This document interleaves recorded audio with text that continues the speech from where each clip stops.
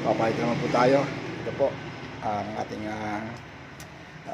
ito po ang ating mga pinalitan. Ito po, palit tayo, kakabit naman po tayo dito yung rubber block.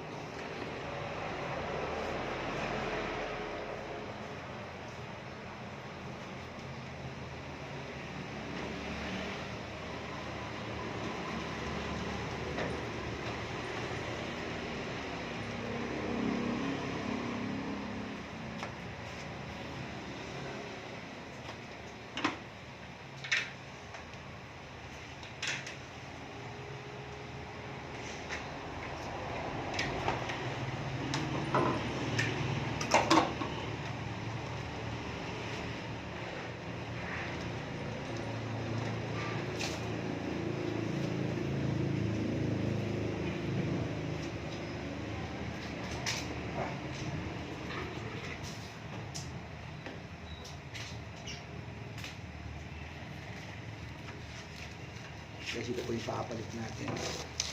Ito po yung tinatawag na carbon block. Ito po, papalit naman po tayo.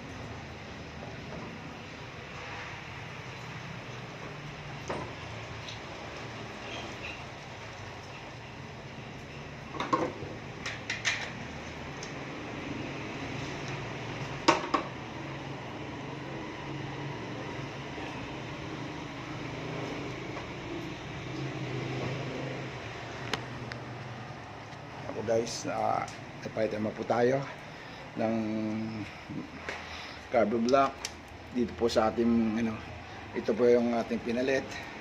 Ito dalawa na ito.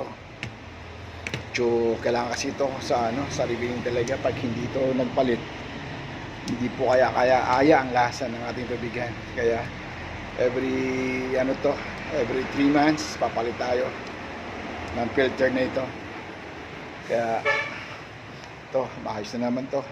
Maganda na, sarap naman ang tubig natin kasi nagpalit na naman tayo ng carbon block.